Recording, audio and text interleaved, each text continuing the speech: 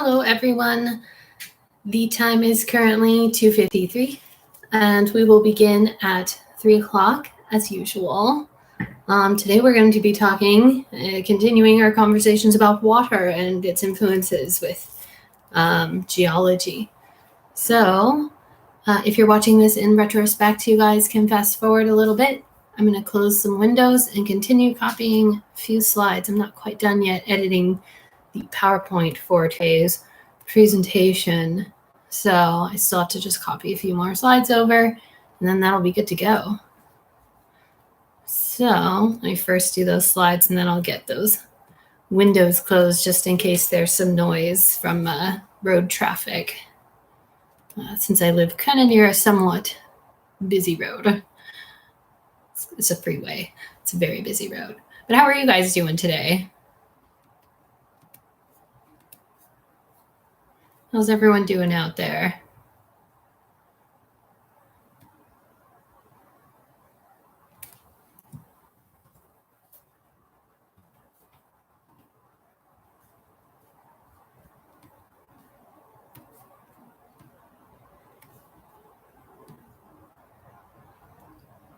Oh, there's that. Echo's doing good. Glad to hear it. Are you tired like me? I couldn't sleep last night, so I did not quite get a full 7 hours of sleep, let's just say.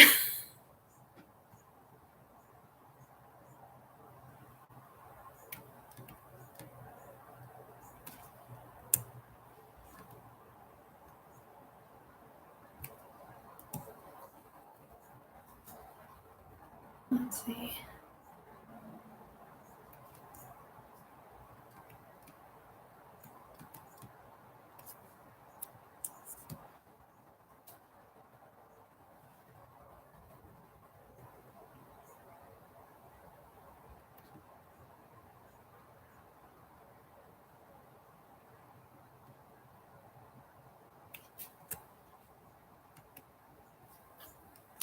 All right.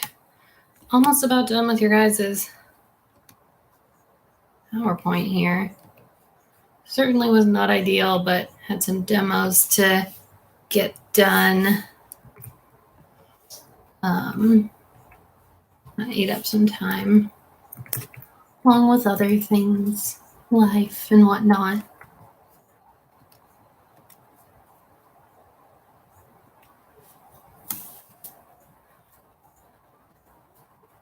While I'm working on this, do we have any more participants? We got a few more participants. How you guys doing today? You guys doing good?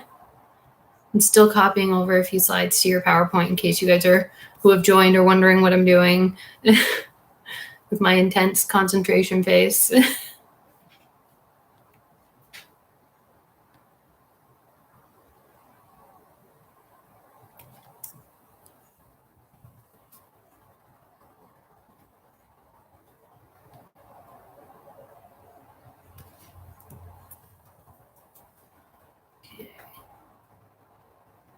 See, I see that we got a comment from Alicia. Alicia says that she's doing pretty good. Still tired. Me too. I feel that. I feel ya.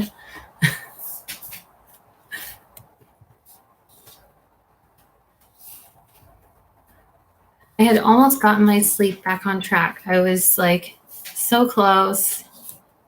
And then no.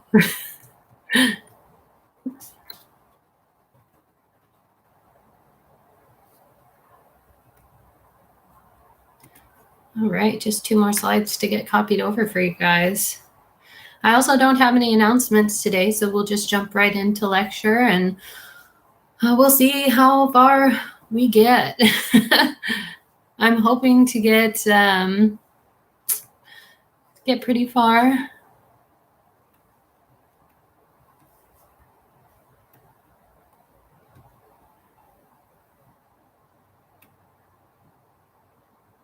Hoping we'll cover everything.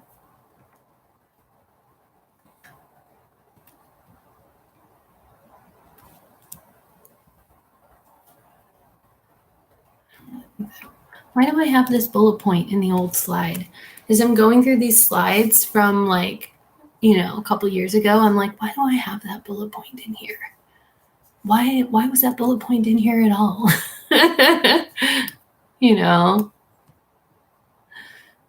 A lot changes in 2 years. This was the first class I ever taught 2 years ago. And so it's been very nostalgic to go back and look over these slides and to see just how much I've changed in terms of like what type of content I like to talk about and teach about, what points I think are necessary versus aren't necessary. I feel like when I was first teaching, I was terrified, and I went with most of the points that like the authors in the book are trying to make and that the pre-made PowerPoints come with. And now, like, me as an educator with a couple years of experience under my belt, like going back and looking at these PowerPoints, and I'm like, I don't need to talk about that. That's not important. Why don't they have this in there? This is super important. This should absolutely be in the PowerPoints and that sort of thing. So it's been interesting going back. Let's see, got a couple more comments.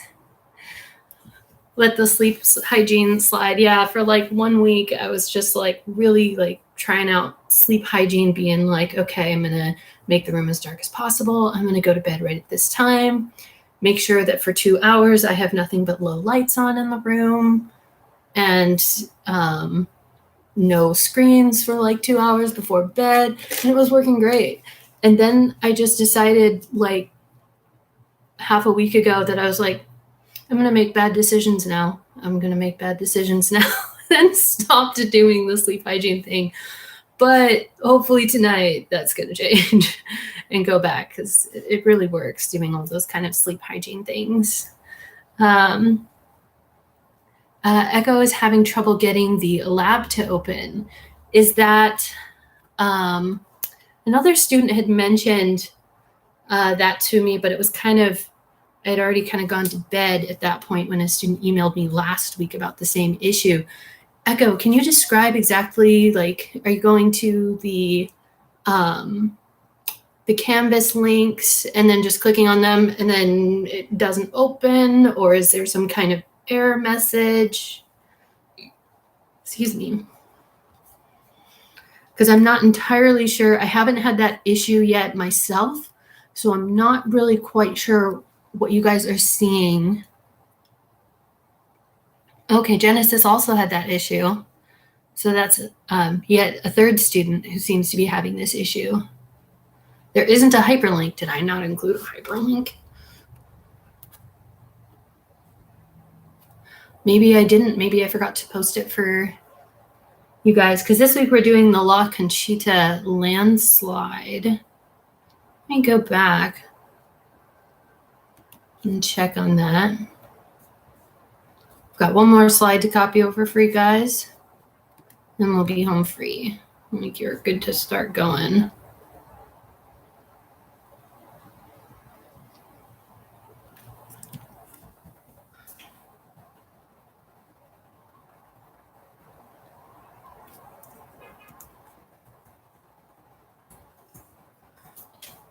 All right. That's the last slide. Let's get that copied over.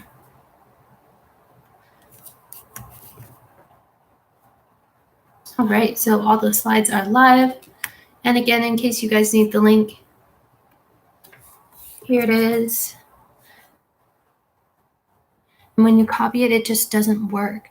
Can you tell me, Echo, what you mean about when you copy it, it doesn't work? When you copy what, it doesn't work, how exactly? Could you be more descriptive? Because then I'll be able to figure out what's going wrong there. La Conchita Mass Wasting Lab. Oh, I see how it's like not clickable. Okay, let me hit those space bars, and then that will hopefully save that change to the assignment file.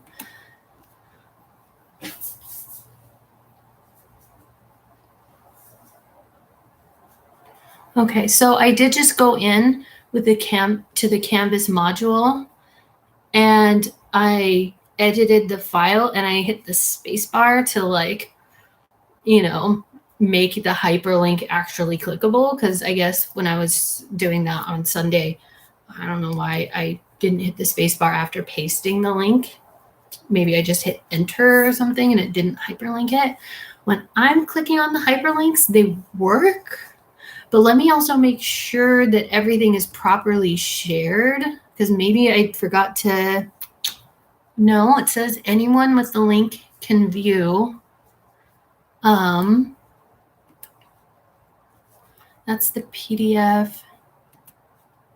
And that's the Word. That could be why. I almost wonder.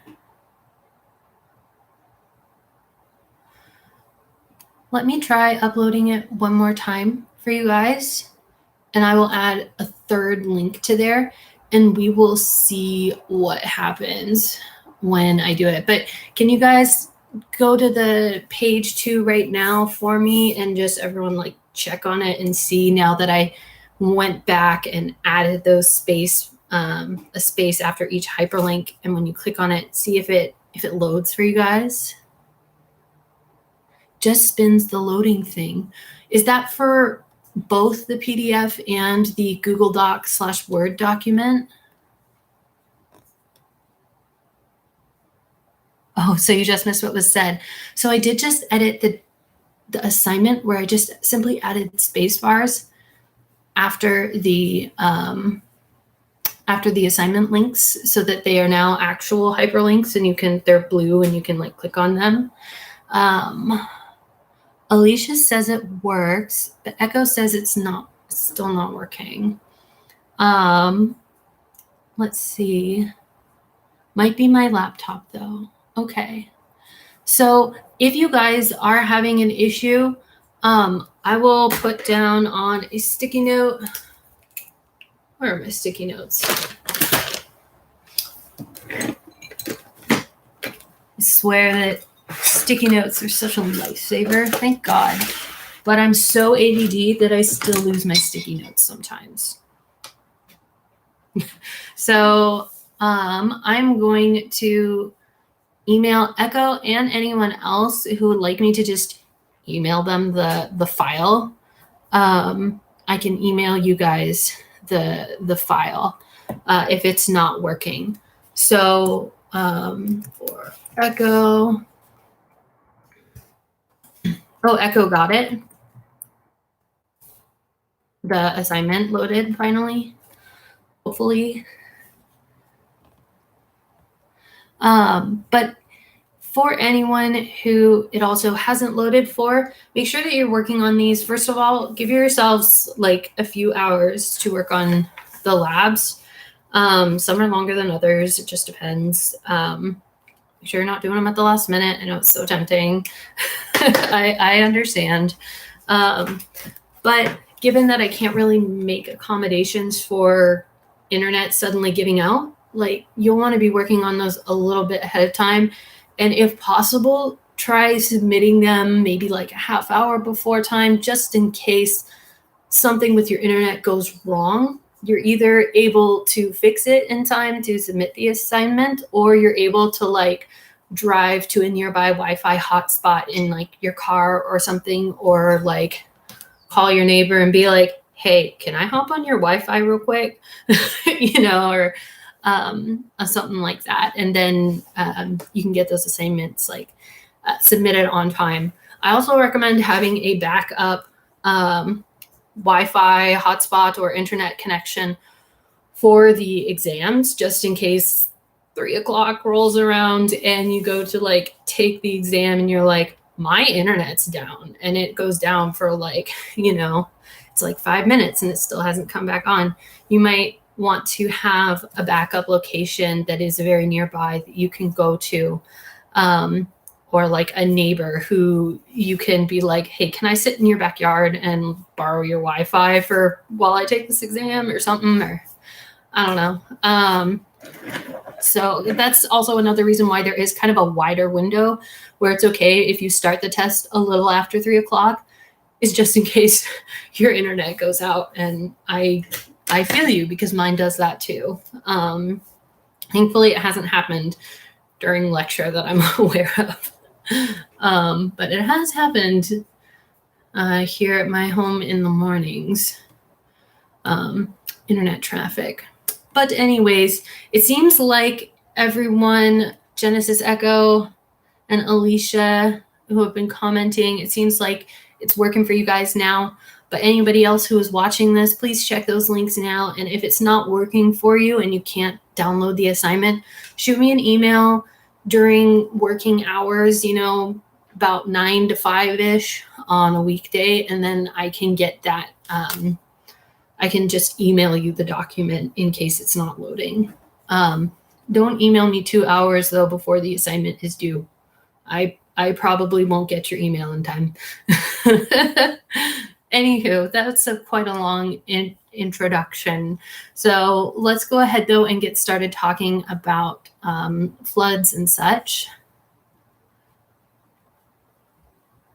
So yesterday we talked about mass wasting. So we talked about all different kinds of mass movement events, from slumps, rock falls, debris flows, and earth flows. And we talked about the triggers for those.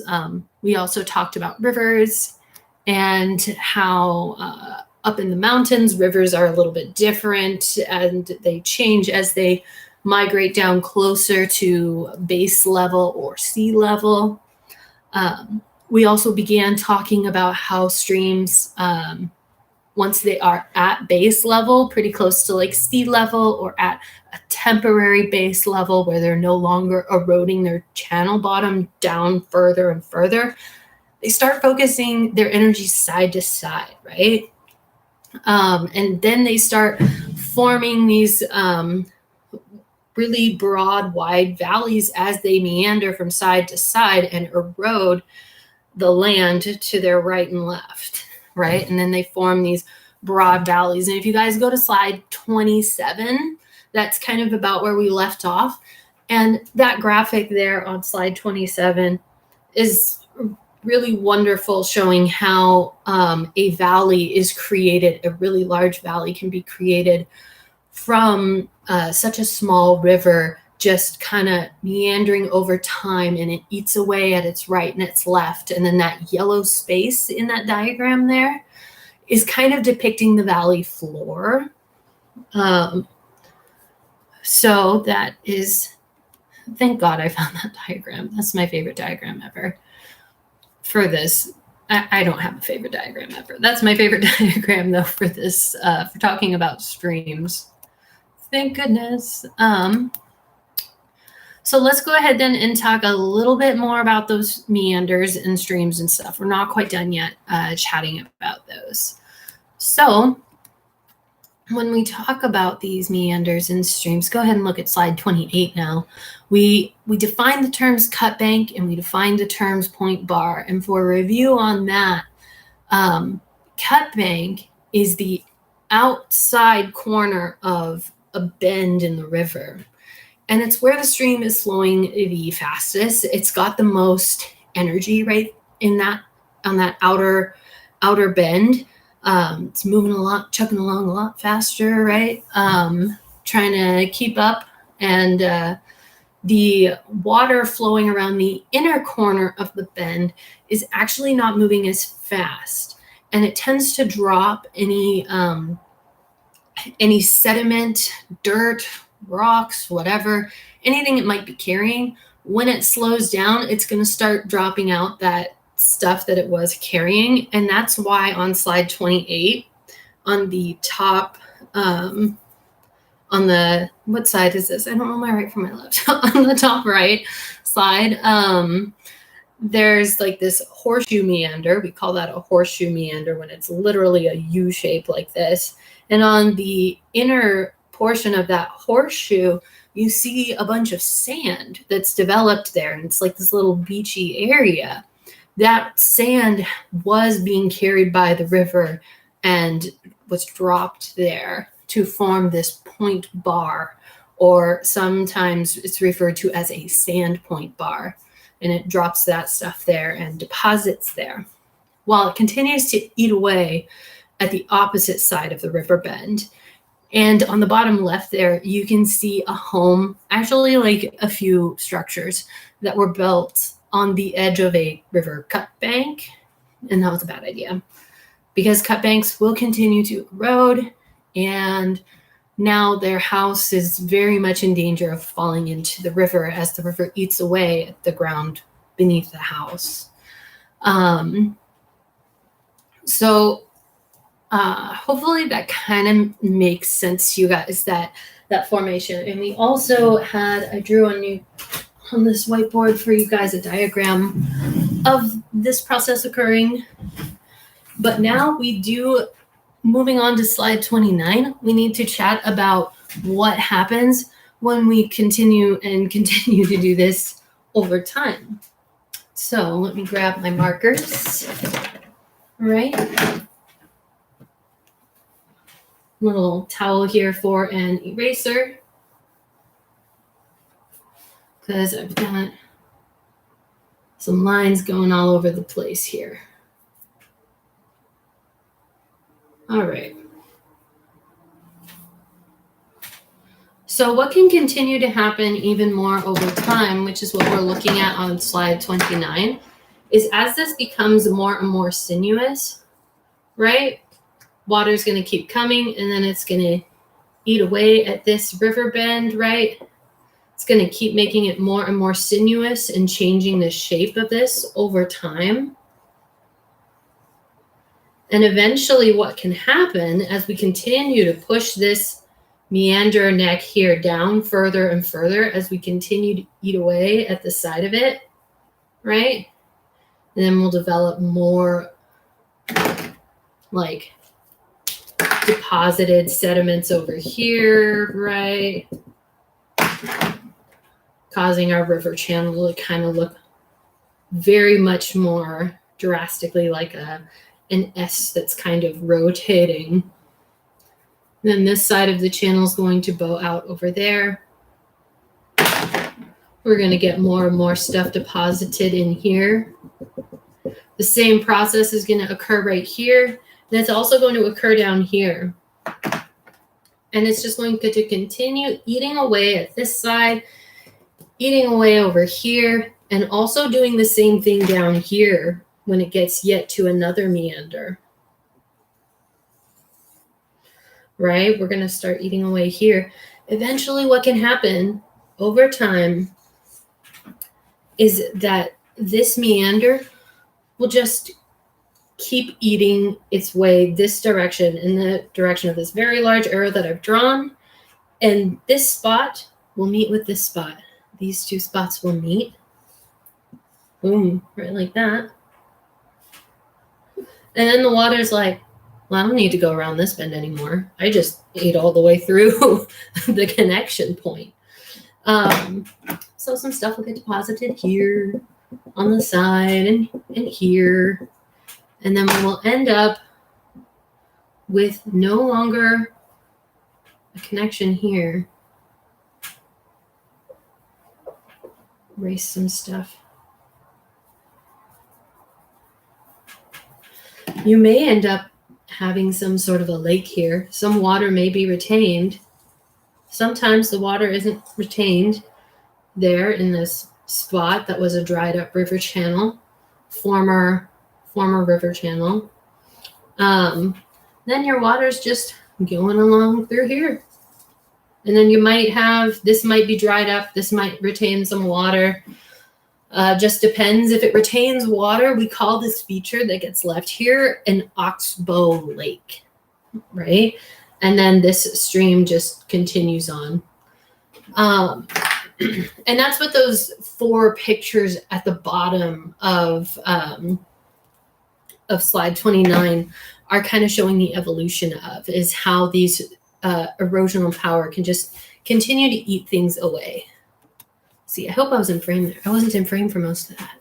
Oh, God. Sorry. But yeah, so eventually this river channel will just continue to create meanders and then cut those meanders off as they meet during erosional process and depositional processes.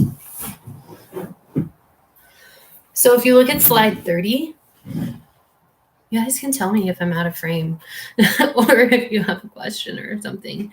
But if you're looking at slide 30, that's an actual satellite photograph of a very well-developed kind of stream that has meandered all over the place because it's reached base level. And you can see just tons and tons of abandoned meanders. Some of them are just completely dried up. Some of them are really dark because they have still water sitting in them. So forming oxbow lakes. And you can see like point bars and stuff. So that's, I'm not sure what river that is. I would love to know. And I think they may have kind of highlighted blue the main stream channel so that you don't get confused between the abandoned portions of the stream and the current stream.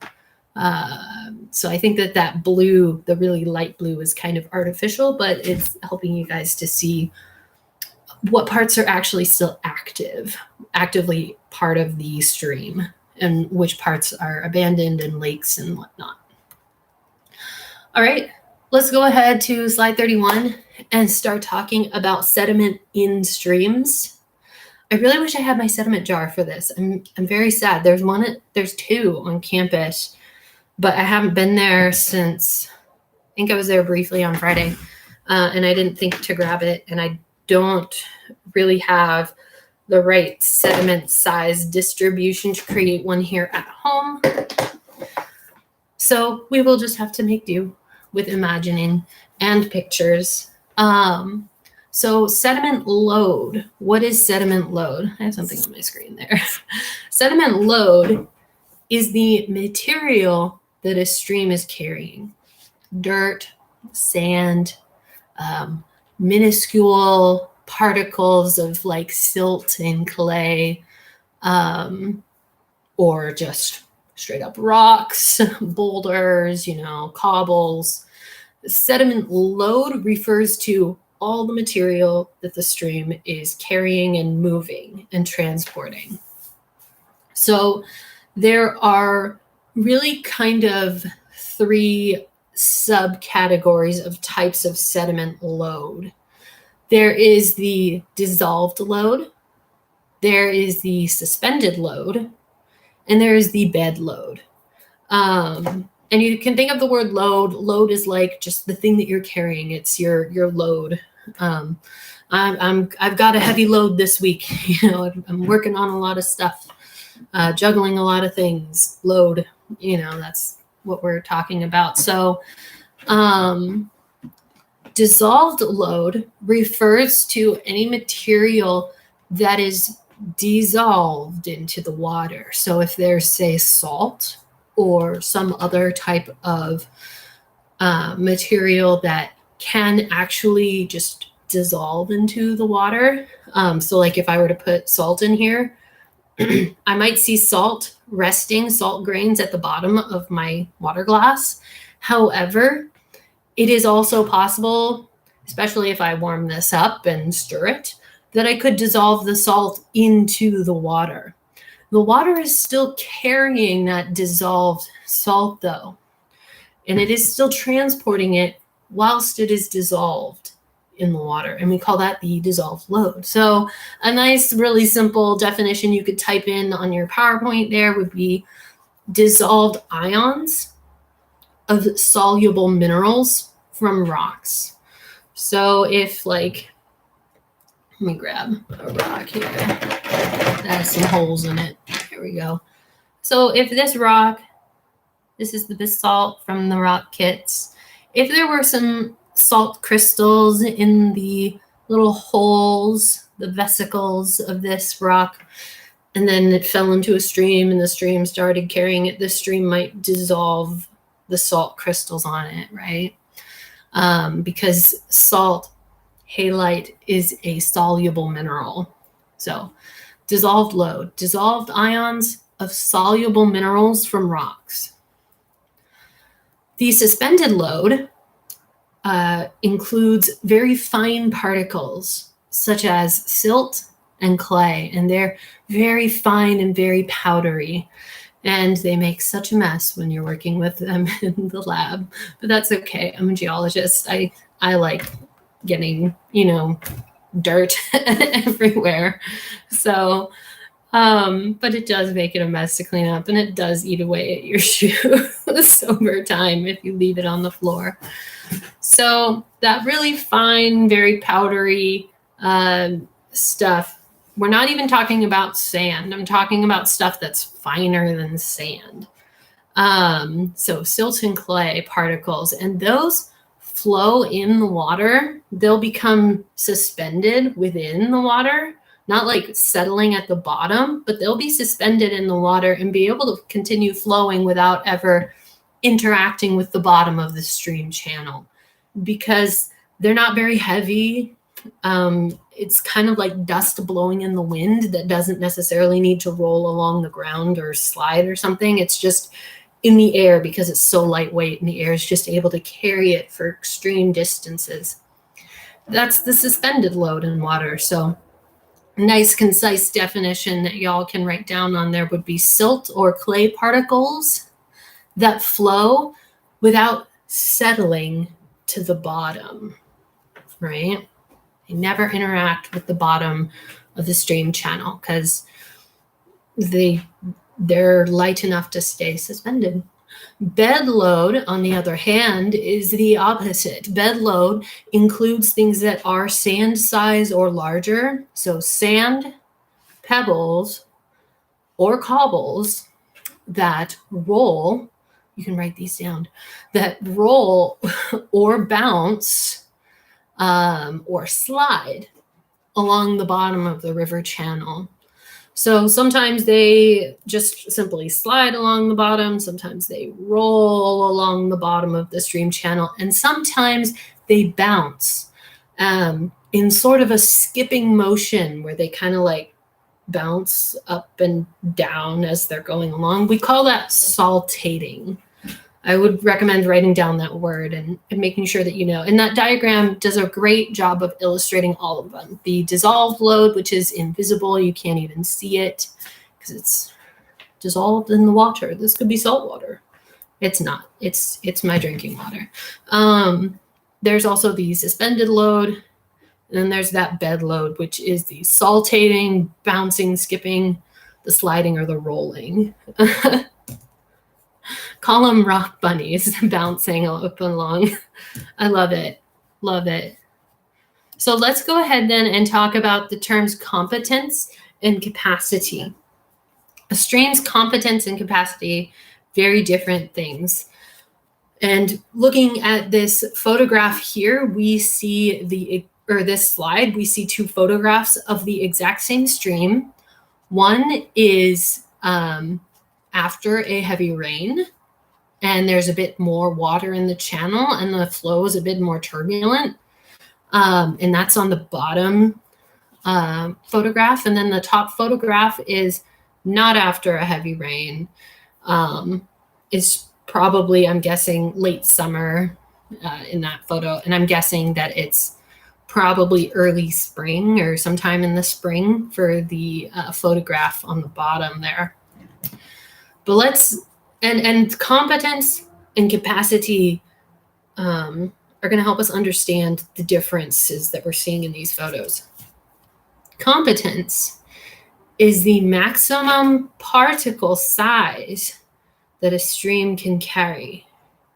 So when I say particle size, max particle size that a stream can carry, is the stream capable of only carrying particles this large and smaller down to silt, sand, and whatnot? Or is it capable of carrying things that are even larger than this? It's capable of carrying silt, sand, this size, and this large boulder size. Maybe, maybe not. Depends on the stream's competence. So competence is the maximum particle size that a stream can carry. Some streams don't have a lot of energy and they can only carry little small guys. Some streams are quite violent and they can carry larger things in their waters. Capacity is the total amount of things that can be carried. So now we're not only talking about size, but we're also talking about how many. So how much. So the total amount of load of sediment a stream can carry. So one is the max particle size, and one is the total load of sediment that the stream can carry. So this stream that we're looking at here has a high capacity, right? Meaning that it can carry a lot of stuff. Its sediment load is increased during times of heavy rain. So it can carry more stuff when it's like springtime and it's got a lot more water in its channel. And there's more energy in the water because probably lots of rain and recent snow melt. And that addition of water and turbulence allows it to have a larger capacity. And I bet that it may even also increase the competency, but it doesn't explicitly say that here for this particular stream. All right, let's start talking about floods. This is so practical. If you live in this area, this is so practical. So, floodplains are those valleys that are created by these meandering rivers that are near base level, as we can see in the diagram there on the left-hand side of slide 33. Excuse me. You can see that during times of increased rain and snowmelt, that there may be more water in the stream than can fit in the stream, and it overflows its banks, right?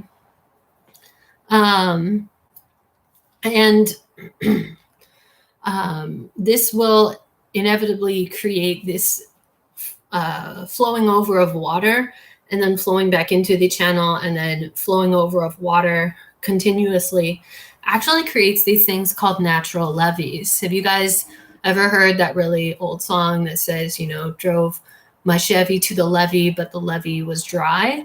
Levee, they're talking about these things.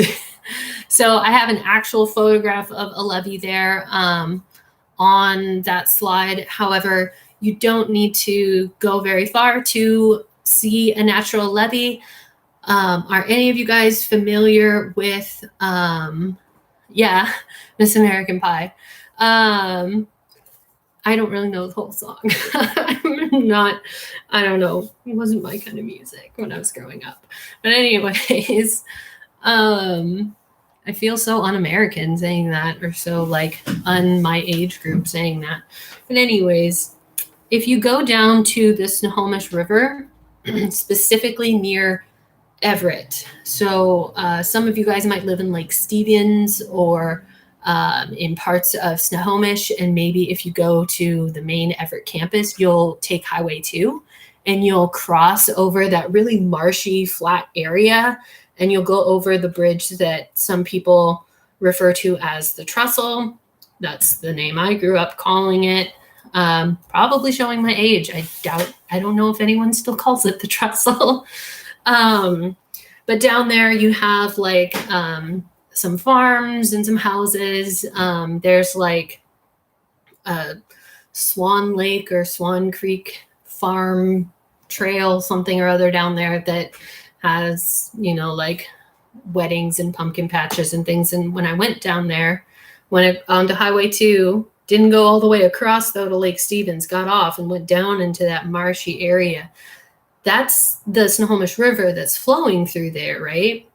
And beside the Snohomish River in that area, you can actually see these natural levees, and they look almost just like they do in that photograph there, where there's this really large kind of grassy mound beside the river, And then it goes down and there's flatter land on the other side, but right next to the river, there's this little bump in the land.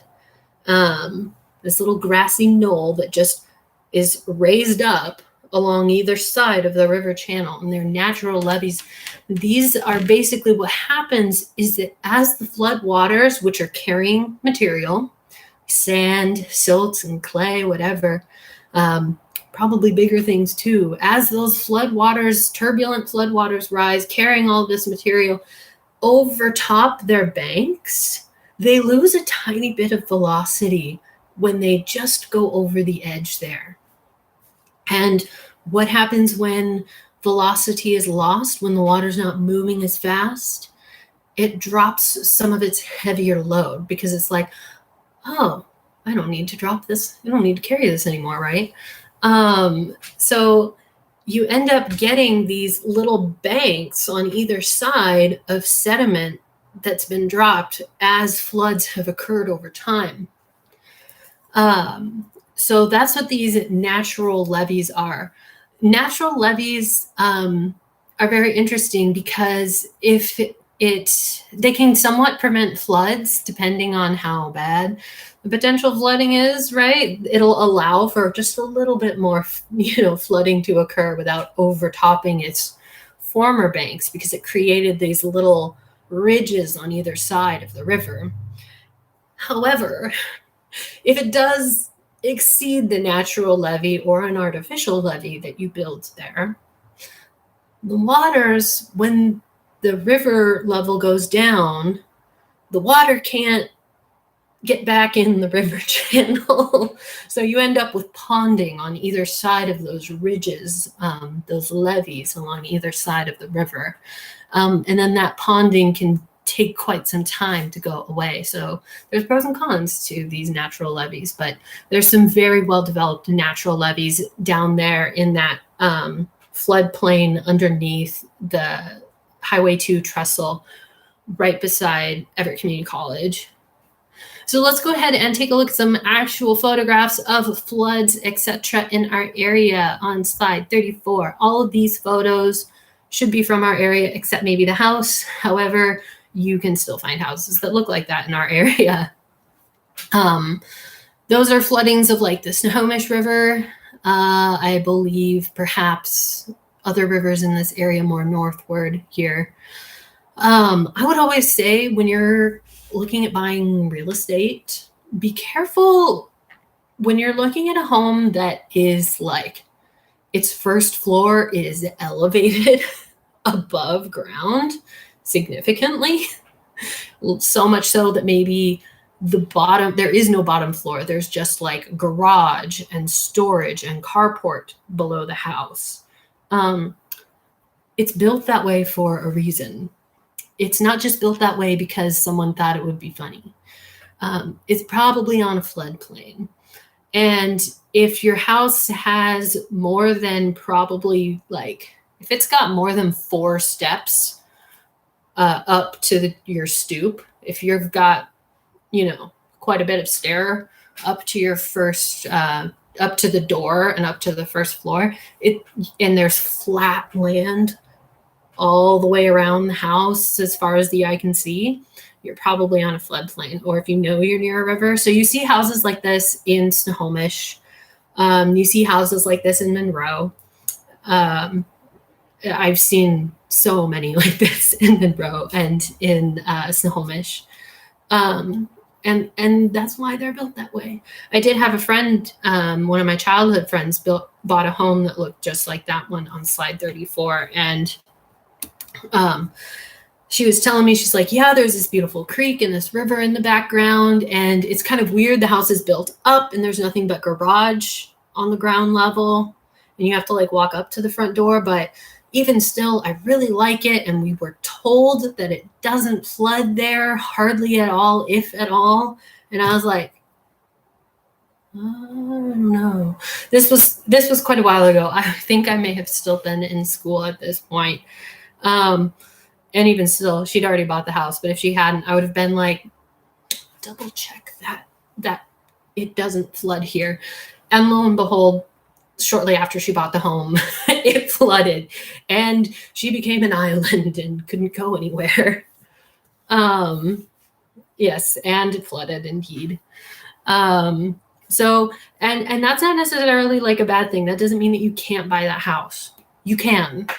You just need to know that that's probably why it was built that way, and that in the duration of time that you're living there, you're probably going to have flooding. And in times of heavy rain, you need to have a plan of what you're going to do to keep the property from not incurring damage and keep the home from not incurring damage, as well as like any vehicles and stuff that you might have. You'll want to look for high ground too, and you'll want to like have enough groceries and things, or like there are even places, honestly though, in the country where they purposefully build homes in floodplains and like in rows that are raised, knowing that it floods there.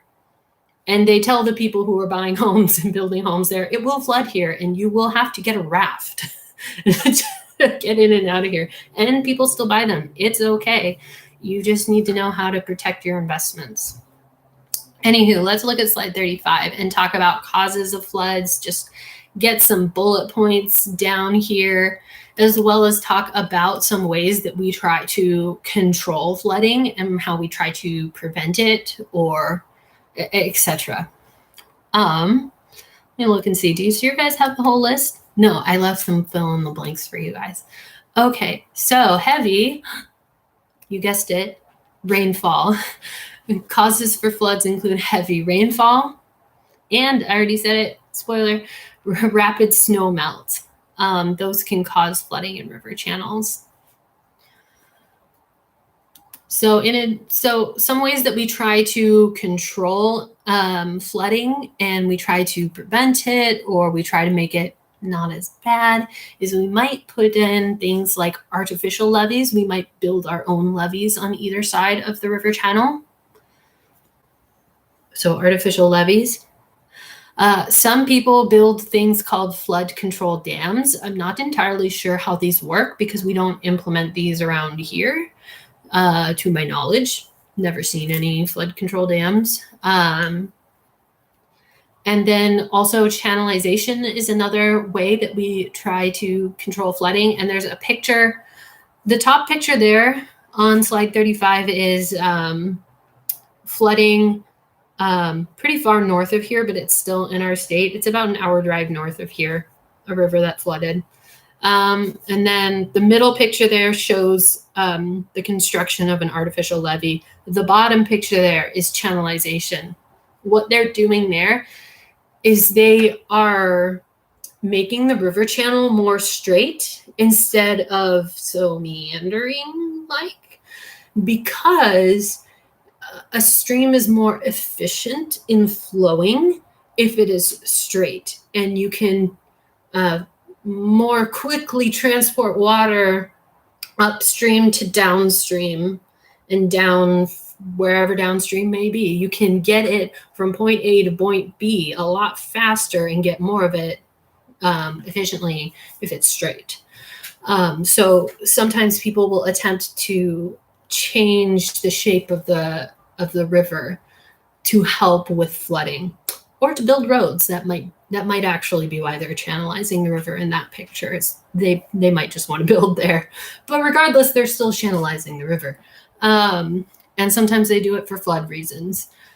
However, that comes with its own problems, just like artificial levees come with their problems of once the flood recedes, water that's on either side of the levee might not be able to get back into the river, and it just ponds on either side.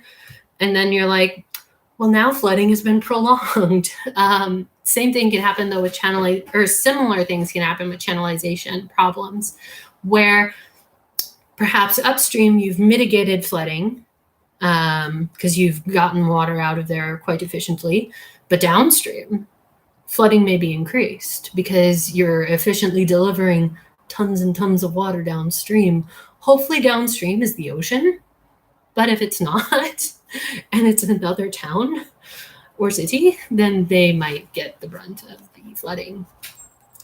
Can you guys hear this road traffic, by the way. I forgot to close the windows and I just realized that. Let me know if the sound is too loud and I need to close the windows. There is one other, my favorite mitigation for floods is just don't build there. Of course, that's easier said than done with expanding. It's not bad. Okay, I'll close the window that's closest here. But just don't build there is kind of my favorite mitigation because then there's no risk. But easier said than done with like expanding cities and towns and populations growing. You got to put the people somewhere. You got to build homes somewhere, right? All right. Sorry about that. It's warm in here. And the heat's not even on. It's just left over from when it was warm out. But yeah, just don't build there. And like I said, it doesn't mean that you can't build there. You just have to build smart and, have plans and whatnot if you're going to be living there. So yay, this brings us to groundwater, a hidden reservoir. That's the title of the chapter in the other book that I teach out of. What I want you guys to look at, though, on slide 36, now that we're transitioning to groundwater, is there are these gorgeous waterfalls, and it's just beautiful. Wherever this is, I would love to be there right now. There's no river above these waterfalls feeding the water to the waterfall. The waterfalls in this photograph are literally just appearing out of the side of the cliff. Unusual, no? Or strange looking, no? It's quite it's very like, I don't know, surreal. That's the word I'm fishing for. It's very surreal looking and beautiful. Well, we're going to talk about that, and that is what you're seeing there is the manifestation of water that was underground finding its way to the surface and flowing out. So we'll talk more about the features that we're seeing in that specific picture, though, later. We'll name that in a moment. So let's go ahead and ask ourselves, why do we care about groundwater? Who cares? Caitlin, I know I took this class, but it's a little boring. Why do I have to learn about groundwater? Go ahead and throw out some ideas maybe in the chat for why you guys think it's worth anyone's while to study groundwater at all. And the sooner that I see comments there in the chat, the sooner we get to move on with lecture. Thank you, by the way, to the six of you who are joining us live. Agriculture and well drilling. Anybody else would love to hear 2 or so more comments. I'd love to hear 5 more comments. But I know I can't twist all of you guys' arms to comment. This is delicious. This is, while I'm waiting for you guys' comments to come through, this is a jasmine tea that is from Leavenworth. It's called like Kettle and Spice or something. There's a tea store and spice store up there in Leavenworth, and this is their jasmine, Monkey King jasmine. It's divine. You can order online. Support small businesses, especially during this time. It affects the soil, so it could impact construction. Indeed. Yes, these are both reasons why we would want to care about why we want someone on this planet to care about groundwater. It does affect most people's lives. A lot of us here now, this place is very developed, are on city water, but that city water comes from somewhere. And if you don't live in the city and you have your own well, then you really care about your local groundwater. My aunt and uncle live out in Preston, and they're on well water. And they have to really filter their well water because they have a lot of arsenic in their well water. So they've got some good filters on their wells, but you got to know that sort of stuff. Otherwise, you'd just be drinking arsenic. Not so good. All right, so I've got several bullet points on there. Here's what I wrote on my bullet points for why we should care about groundwater. Wells was the number 1 thing that I put on there. Also, agriculture. a lot of times farmers are using water from the ground to water their plants and feed or water their livestock. And livestock was the third bullet point I actually put on there. Wells are also important to know about, like groundwater, because well water rights and well water rights are a disaster here. So contaminants and things like that. We also care a lot about preserving like wildlife and plants. Nobody really likes to see species go extinct, or plants that are really cool die out and go extinct. It's just a sad day. And wild animals and plants obviously get their water from the ground or rivers and streams, which are tied to groundwater. That was another point that I wanted to make. Not everyone knows this, but actually most of the drinking water that people on the planet drink, majority of it comes from groundwater. It's not surface water or rainwater or ocean water. Most of it is from wells that we drill into the ground to get water out of. So that's why we care about groundwater, because that's most of what people drink. And then the last bullet point that I had on my slides is just says contaminants. They're harmful and or toxic. But it's a little bit redundant of a bullet point, and you can add your own too. The Sahara Desert is full of aquifers. I don't know much about the Sahara Desert, but I would like to know more, I think. Maybe not today. I have a large load, pun intended. So let's look at slide 38 and talk about groundwater distribution, aka where is groundwater? Where do we find groundwater? Groundwater exists in the tiny pore spaces between soil and sediment grains, as well as cracks in rocks, like in bedrock. If maybe your house is not built on much soil, but there's just solid bedrock down there, like in the Cascades, water can still exist in the cracks in the rocks. So to illustrate, well, I'll get to my illustration in a second.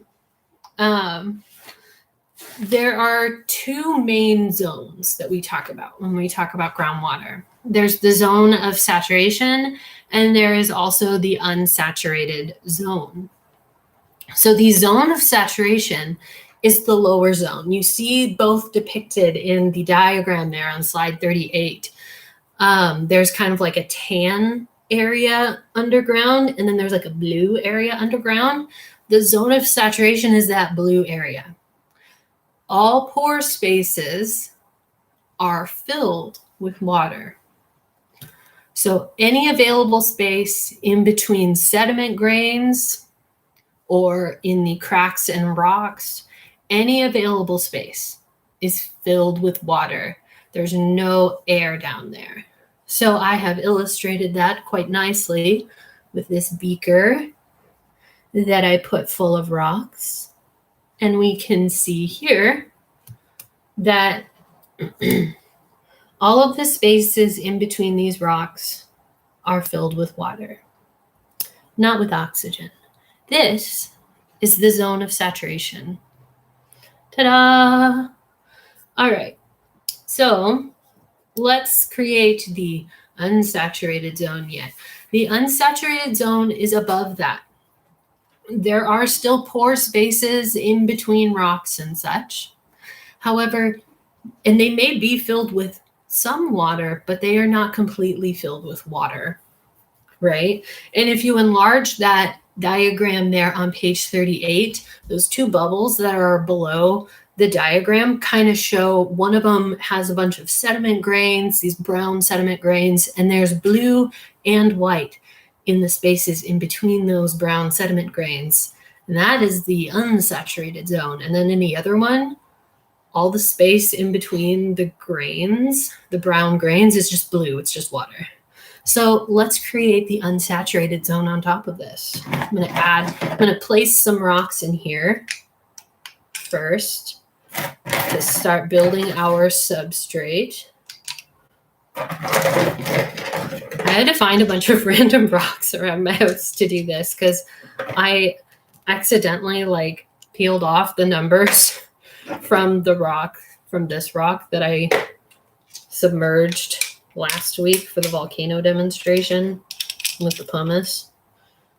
And I was like, oh, I probably shouldn't use the rocks in the rock kit to do this because I'll peel all their numbers off. So I had to find a bunch of like random rocks around the house. Oops, not that one. That one has a number on it. Okay. So we see this water line down here. I think I want to add some more rocks for this demo. Let's add just a few more.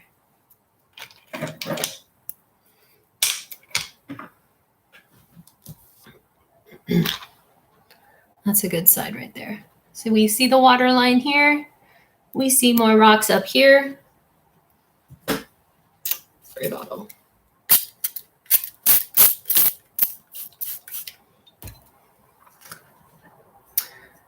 There is now some water in between these ones. Just little bits though. You might be able to see some droplets of water inside the beaker here, dripping off of the rocks and in between the rocks. There is moisture. We call this soil moisture in the unsaturated zone. And this is the saturated zone. So what do we call the top of this though? This line that we're seeing right here that's created by the top, that shows us where the top of the saturated zone is. We call this the water table, right?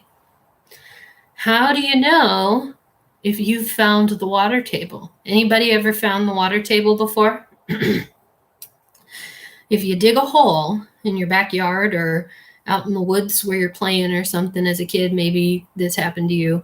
If you keep digging a hole, or sometimes at the beach, if you dig a hole and you eventually find a spot where the hole just keeps filling up with water, this especially happens at the beach.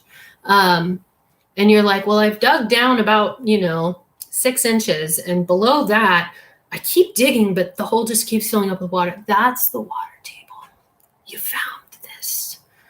And below that is the saturated zone. And it's just going to keep filling in with the water from around it. So look at slide 39 there.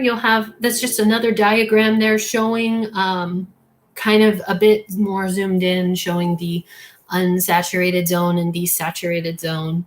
And with some more bubbles there showing some air pockets there existing in the unsaturated zone and no air pockets existing in the saturated zone.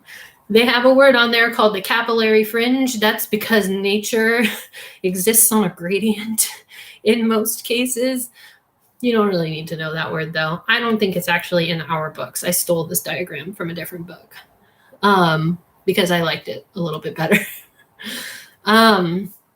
Anyways, go ahead and check out slide 40 now. Groundwater distribution. So we're still talking about where is groundwater and how does it function underground. And let's talk specifically about the movement of groundwater. How does it move underground? Because it doesn't just stay in one spot. It actually does migrate. So groundwater moves very slowly from pore to pore. And that's what you can write there in that first bubble. Is that groundwater that's existing in pore A to pore B, there might be like this tiny little connection from pore A to pore B. It'll percolate from one pore to the next pore. How fast does this happen? Typically, only like a few centimeters per day. This is a ridiculously slow process, very slow process. So typically only a few centimeters per day. And this moves from high areas, high topographic areas, to low topographic areas due to gravity pulling down on that water. So it'll move pore to pore, typically from a higher elevation to a lower elevation. And even more typically, usually it's trying to find its way to a stream, which streams are at lower elevations. They tend to form in the lower topography areas. So moves from high areas to low areas due to gravity, usually towards a stream channel, a lake, or a spring. We're going to define that term spring here very soon. Very soon. We should also mention that pressure of the groundwater there's pressure on it because there's a bunch of sediment above it, rock and sediment. And pressure increases with depth in the zone of saturation. So when you're in that zone of saturation, the deeper you go, the more pressure the water is under. And not just the water, also the rock too. So let's go ahead and chat about slide 41, porosity. The next slide is called permeability. Porosity and permeability are words I still confuse. I have to relook them up to make sure that I'm not confusing them because they sound so similar. And they mean they don't mean the same thing. Great terms for flashcards. So first, let's talk about porosity. Porosity is the total volume of open space within a substrate. I'm going to grab something behind this slide here.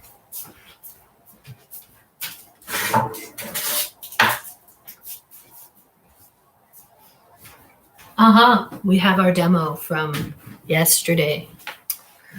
So these are two different substrates. Basically, I've got sand here. This could be a substrate, say at like the beach, or I have this dirt here, which could be a substrate, say like around my house. My house is not on a beach. There is different amounts of available space in between the individual particles that make up these two substances. I'm not sure which one has more. I am not a soil expert, although I should have probably taken more classes on that. I could probably have more jobs available to me had I taken some courses on that. Oh, well, I know what my calling is. I love teaching. There's nothing else I'd rather do.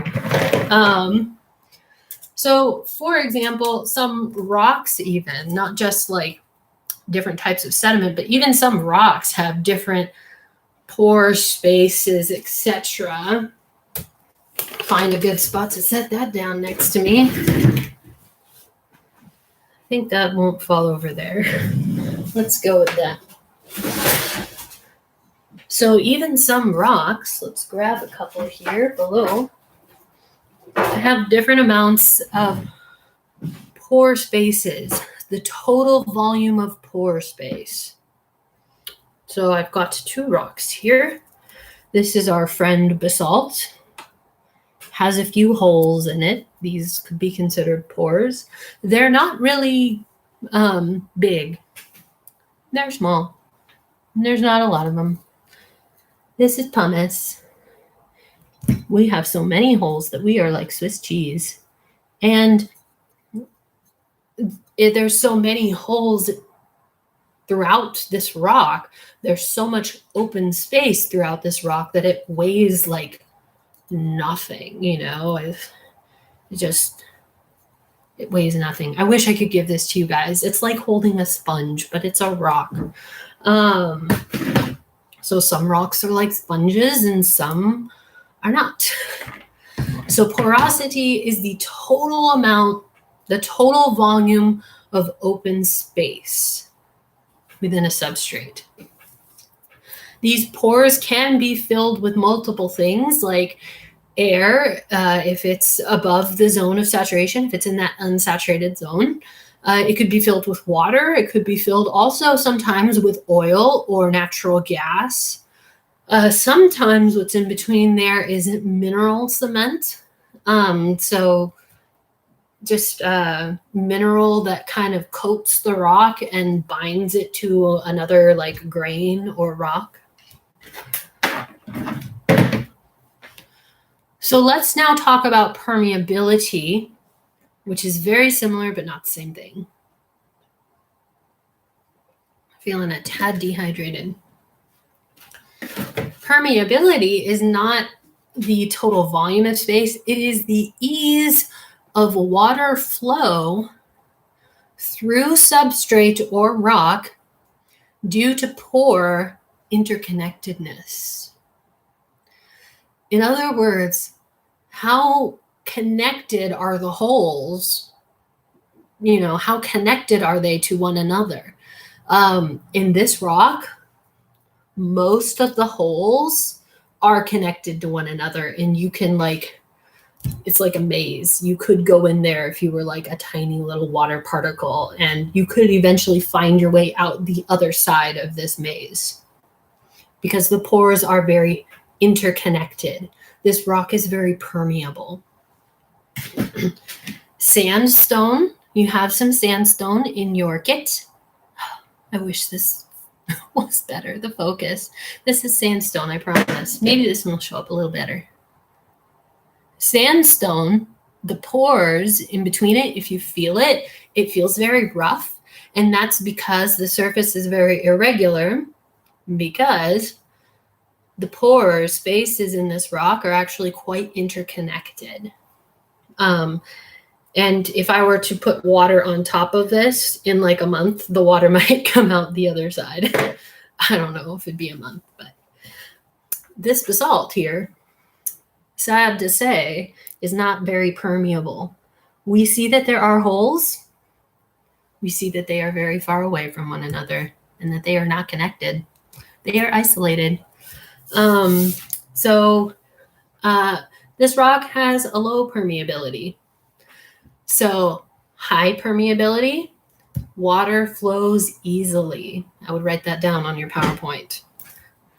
Low permeability, water is not going to flow easily through the rock or substrate, if at all. Substrate just means whatever material the ground is made out of. It's one word for those several words. It could mean soil, sediment, rock, whatever. Substrate is a nice encompassing term, meaning the stuff that makes up the ground. So high permeability, water flows easily. Low permeability, water flows slowly, if at all. All right, so let's now talk about aquifers and aquatards. Moving right along here. I think we'll finish today, guys. It might take us kind of a little bit, but I think we might finish. Yay, I'll get to cover everything. Aquifers and aquatards, slide 43. What is an aquifer? You guys may have heard this term before. An aquifer is, we're talking about substrate now. We're talking about the stuff that makes up the ground in an area. Is that stuff going to serve us as an aquifer, or will it not? An aquifer refers to an area of substrate that has both high porosity and high permeability. So having both high porosity, meaning that it has a lot of space in between the rock and the grains, etc., or within a rock, there's lots of available free space. And high permeability, meaning that those spaces are connected to one another so that water can flow from one to the other. An aquifer is going to have both of those qualities. It's going to store a lot of water, and that's why in most diagrams, an aquifer will be colored blue because they store lots of water. And an aquatard is the exact opposite. No, I'm sorry, excuse me. It's not the exact opposite. It is a rock, though, that is low permeability, meaning it may or it may not have lots of available space. But whether it does or does not have that available space, one way or another, they aren't connected. So so it could still have lots of holes, like say the basalt that's in your kit has lots of holes, but most of the holes in this basalt in your kit are not connected to one another. They're usually isolated. Whereas with pumice, all of the holes, and with sandstone as well, most of the holes are connected to one another. So an aquitard prevents flow of water, meaning if you were to drill a well down into there and try to like suck up like a straw some water, you're not going to be able to, because the water is not going to flow. There may be water trapped in that rock, in that substrate, but it can't flow. So that's what an aquitard is. It is a low permeability rock. Typically, that's going to be stuff like really unfractured rock.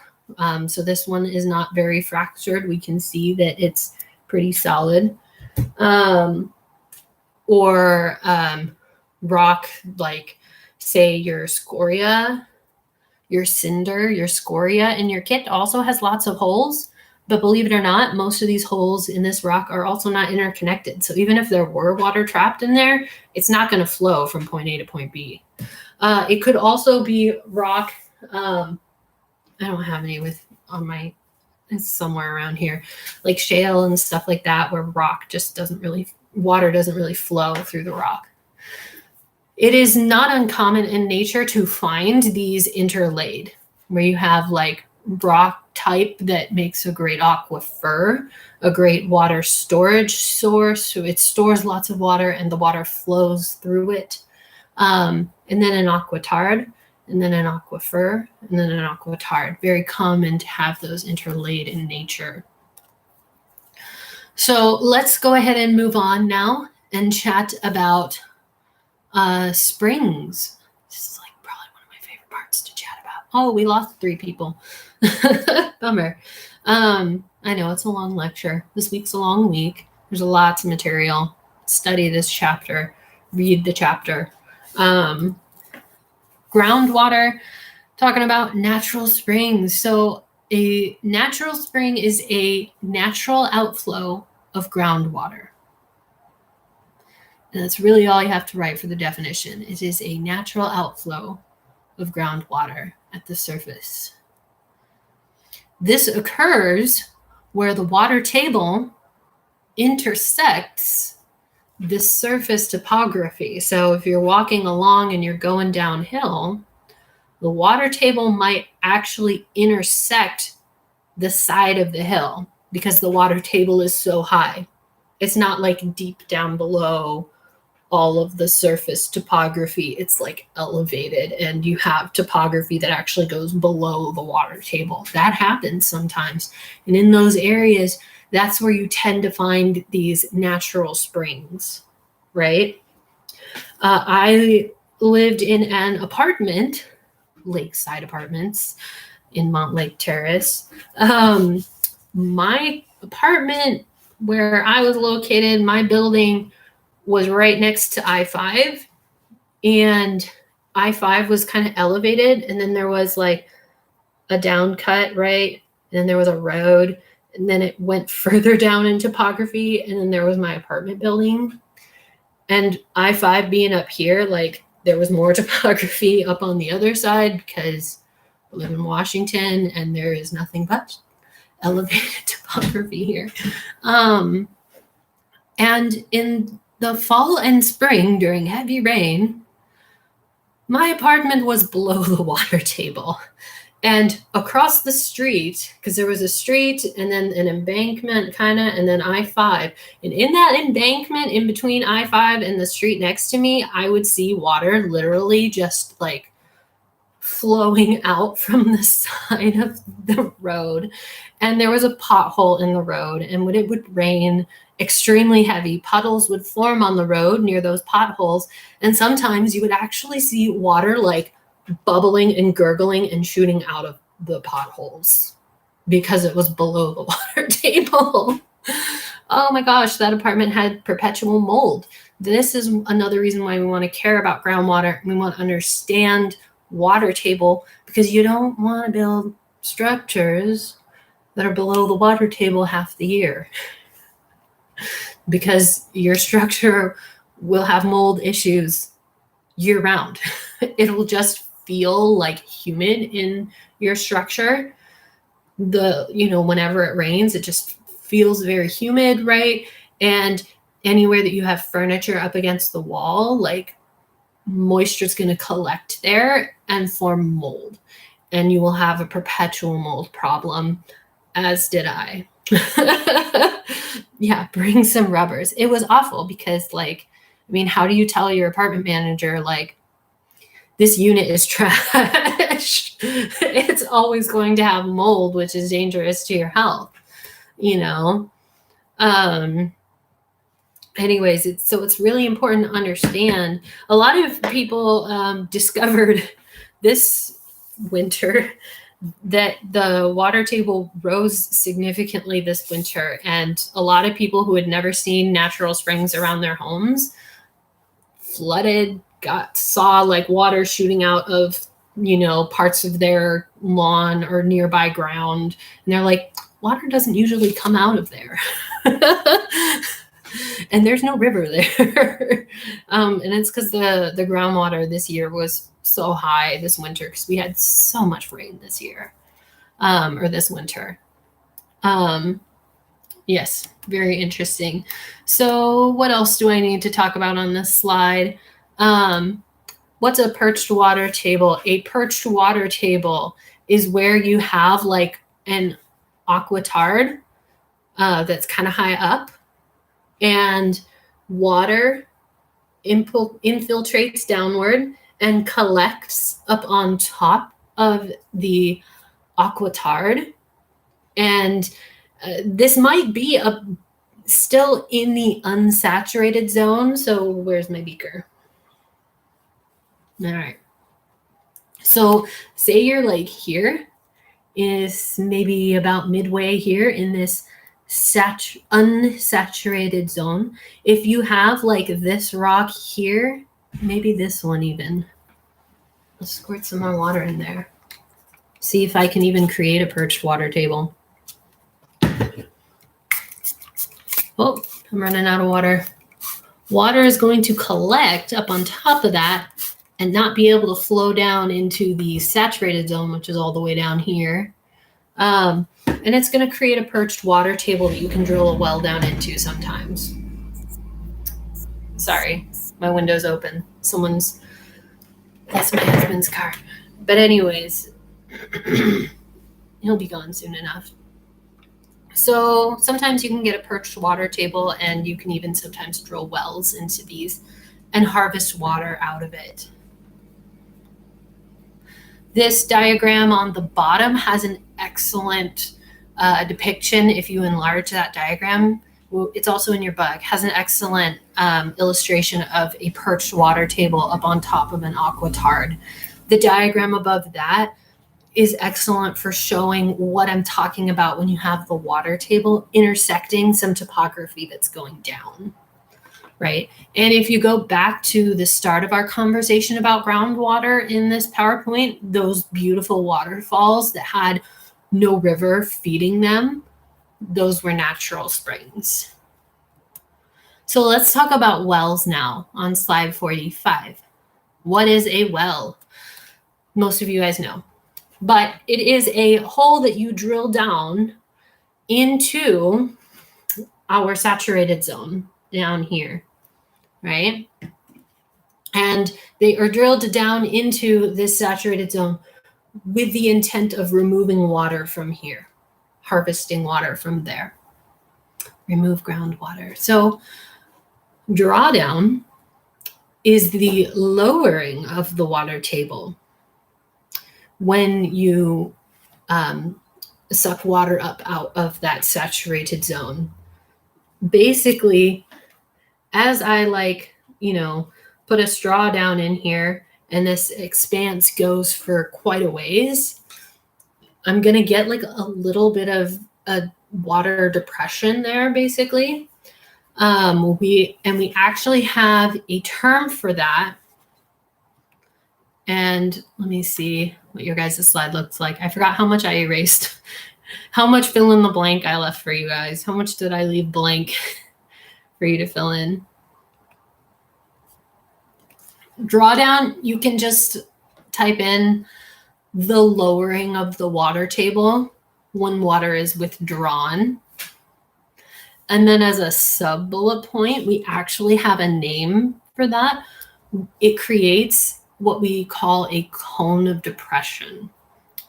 Not the cone of silence, and not like depression like I'm sad, but like depression as in like a lower area. And we'll get to see that when we look at the next slide. You can see like little baby drawdown and cones of depressions on the diagram there, but it'll be really exaggerated on the next slide. This drawdown in this kind of cone shape, it decreases the farther away you get from the well. So let's go ahead and take a look at the next slide and see how we've got like two little baby wells on either side. And then we've got this like high capacity well in the middle. And by high capacity, I mean, it's, withdrawing a much larger amount of water than either the wells on either side of it. And as it starts pumping, its cone of depression is going to be a whole lot bigger than the wells on either side.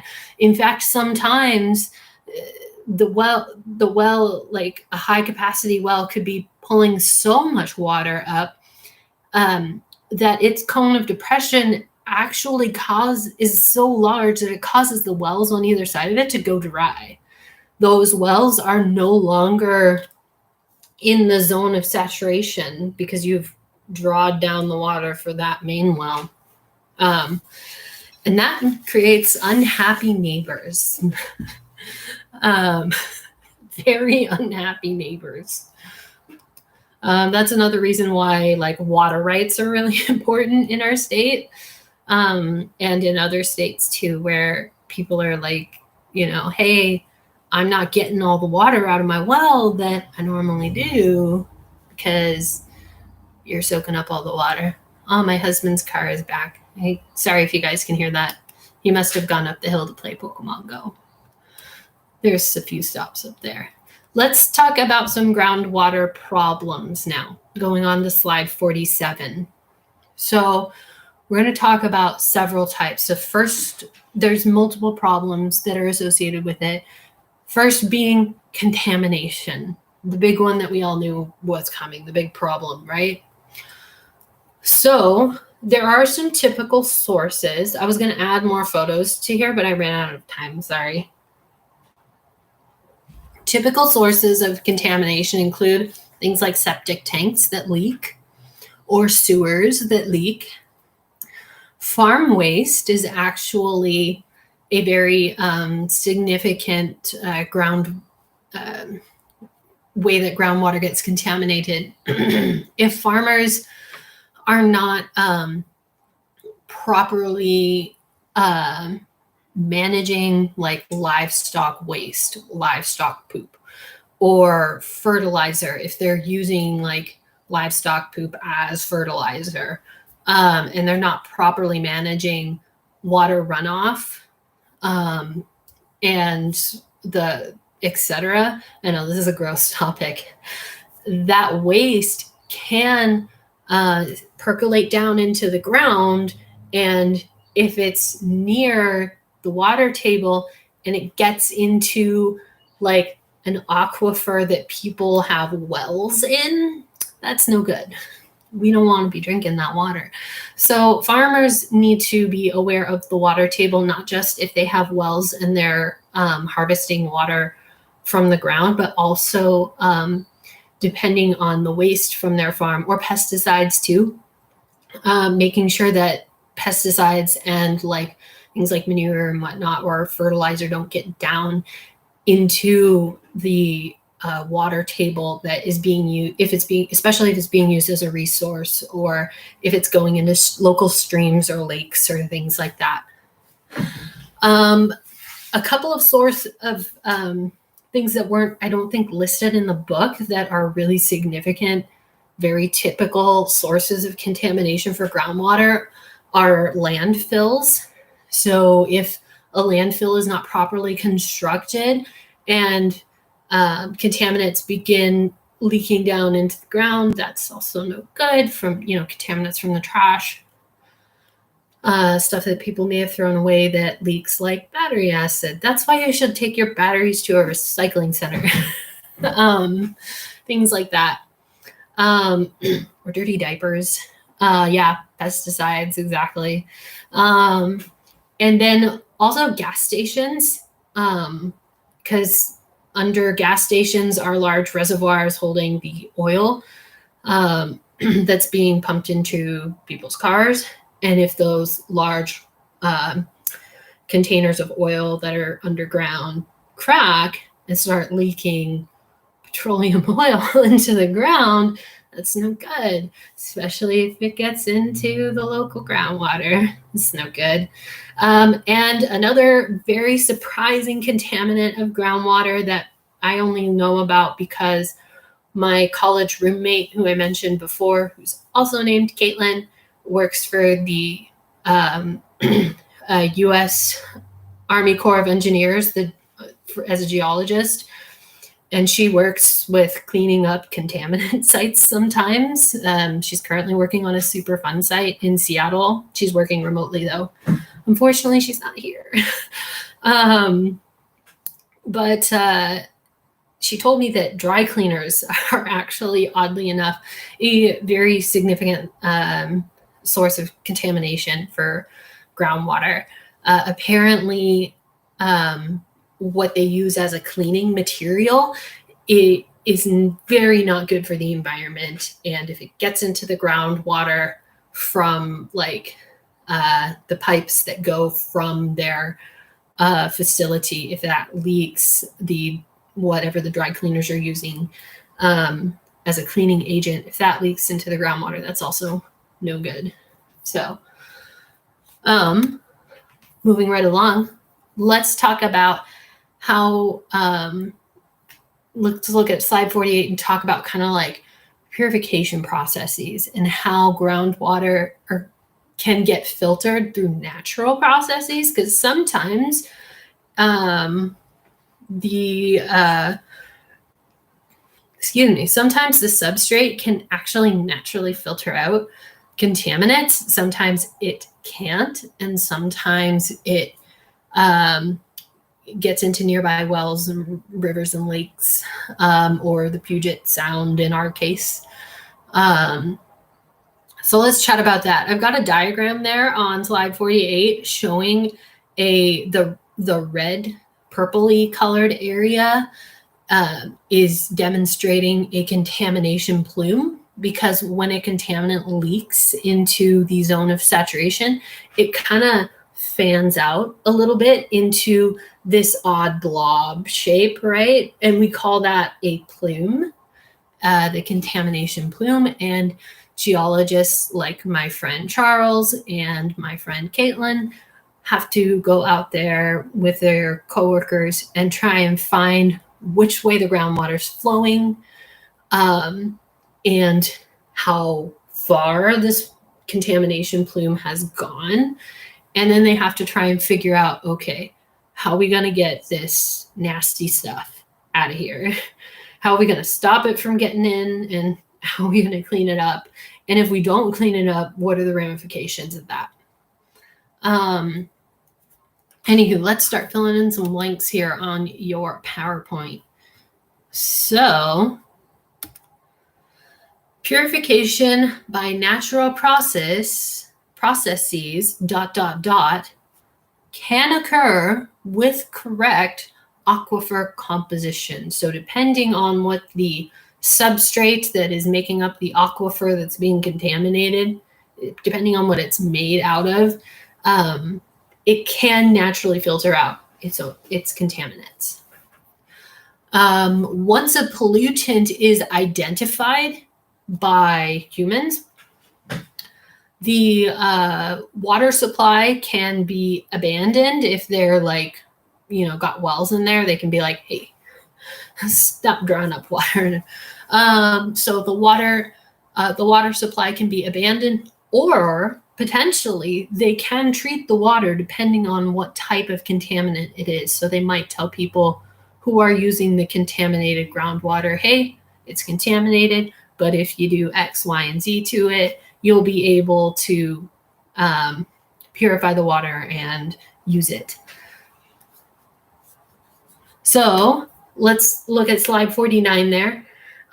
This is a diagram I pulled offline that is showing a particular product that someone has created and assembled in order to naturally filter out water. However, all the little bubbles that are coming off of it perfectly illustrate the ways that ground substrates that are made of the right composition also repeat this process in nature. So seeing those illustrations in those little bubbles was so worth including this product diagram on here, because it's perfectly illustrating that.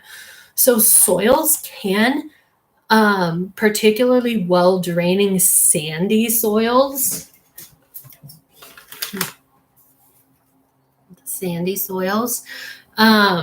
they filter out water naturally very well. How? So particles can be trapped. So it traps particles as the water goes from place to place as it percolates through the soil. Also, mechanical removal can take place. So like larger, please don't fall, cookie tray with dirt and sand on it. Okay.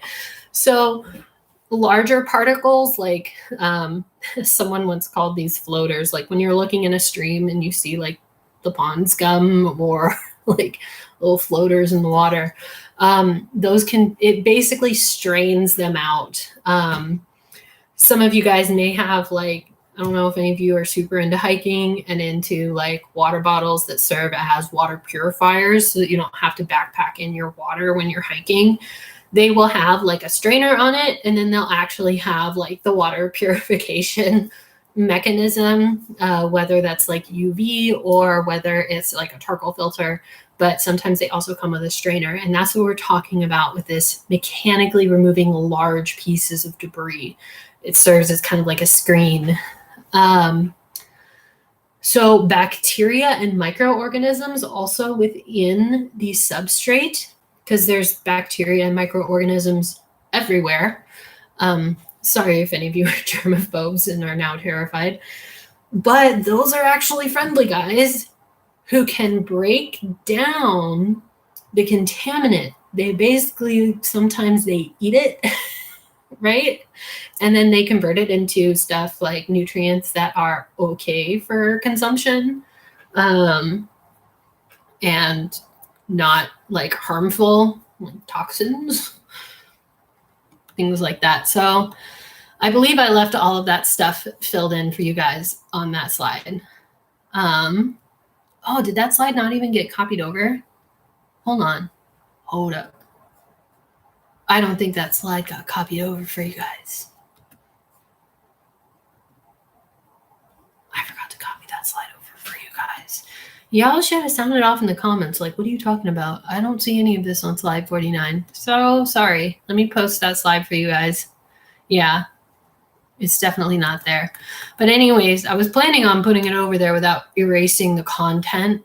So if you all hit the refresh button on the link that's at the top of the comments. Sorry, because y'all copied the slide and now you're like, gosh darn it, now I have to make a new copy. You can just copy the individual slide and insert it into your own PowerPoint by right-clicking the slide itself and clicking copy and then paste, like clicking in between the two slides on your own copied PowerPoint and hit paste and you got it. There's just too much stuff there though to write down. I do want you guys to learn that stuff though. Don't think that just because I didn't make y'all fill in blanks that that you don't have it. There's one other slide, sorry guys, that I forgot to copy. I won't really cover this slide here just because we're running low on time. So slide 50 is now a new slide for you guys. I do apologize. Basically, what this slide is talking about is the differences in substrate, and that if you have really large caverns and like caves, if you will, or really large open pockets like I do here in this particular jar, that the contaminant is not really going to be filtered out so well because it's not being obstructed as much. There's not as much like sandy particles and things in its way to trap, to mechanically filter stuff out, or to like microorganisms that eat it and stuff. So when you have a substrate that is more cavernous or what have you, and the groundwater can travel for farther distances without being intercepted by any material, the contaminant sticks around and it'll travel farther before finally being purified. Whereas if you have a substrate that's more sandy-like, kind of like your sandstone, it's going to, yes, it flows quite well, but it's going to take longer for it to flow. It's going to have more obstacles to get around. And those obstacles are what help filter out the water, or filter the contaminant out of the water. So the contaminant won't travel as far, given the same period of time. It might eventually travel kind of farther. It might not even be able to travel very far though, period. So let's go ahead and now talk about subsidence. Y'all like, finally. So what is subsidence? I'm so glad I caught that. All the rest of the slides are the same. So subsidence occurs when you're taking out a lot of water from the groundwater supply, but new water is not coming back in. That is a problem in places like California and other drier locations. And when you are removing water from the ground and it's no new water is coming back in, the ground is going to settle. Just like when you get your cereal box and it says settling of contents may have occurred during transport. This is kind of what we're talking about here. The ground no longer has water in the pore spaces, which may have been helping prop things up. And over time, things will settle. So looking at that photograph there on slide 51, that very top marker there, it says 1925 on that like telephone pole that man is standing next to. Where it says 1925 is literally where the ground was in 1925. It was at that elevation. And then in 1955, there's a marker in the middle of that telephone pole, and that is where ground level was. That's the elevation that ground level was at in 1955. And this photo was taken in 77. And that is where the ground currently is, where he's standing. I believe that's in California where the photograph was taken. So over 52 years of heavy pumping of groundwater in that area and the groundwater not being recharged, the land has just continued to settle lower and lower. That can create problems, of course, with like foundations and roads. Roads. I imagine that's why the roads are made out of dirt there instead of pavement. So that's what subsidence is. Let's go ahead and get on to our final two topics, which are karst topography and it's really our final topic, karst topography and its features. Karst topography occurs, well, let's first set the stage as opposed to where it occurs. Setting the stage for talking about it. Most groundwater contains, it's not quite pure water. Most groundwater is going to contain carbonic acid. So that's CO2.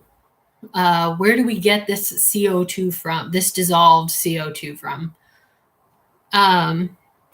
Yes, there's a huge amount of karst in southwest China and in places like Laos, I believe. I think Laos, like Taiwan. Yeah, I really want to see the karst topography in Taiwan. I really want to go to Ha Long Bay, or no, Vietnam. Sorry, not Taiwan. It's in Vietnam too, that there's, in addition to China. And I really want to go to Ha Long Bay in Vietnam. Google it, Ha Long Bay. It's amazing. So, do I talk about tower karst in here? I don't know. Let's keep moving on. So where does that dissolved carbonic acid, the CO2, dissolved CO2 come from that gets into the water in the ground? It comes from the air. So there is CO2 in the air, and that will get into the groundwater. And it also comes from decaying plants. I'm so thirsty. I'm sorry, guys. I haven't had a lot of water today. So this CO2, though, is problematic for certain types of substrate, particularly, I don't know, it's in your kits. Limestone. I believe limestone was in your kits. Was limestone in your kits? It's been a while. And I have the big kit, not the small kit. Where do I have some limestone? This and this and this are limestone.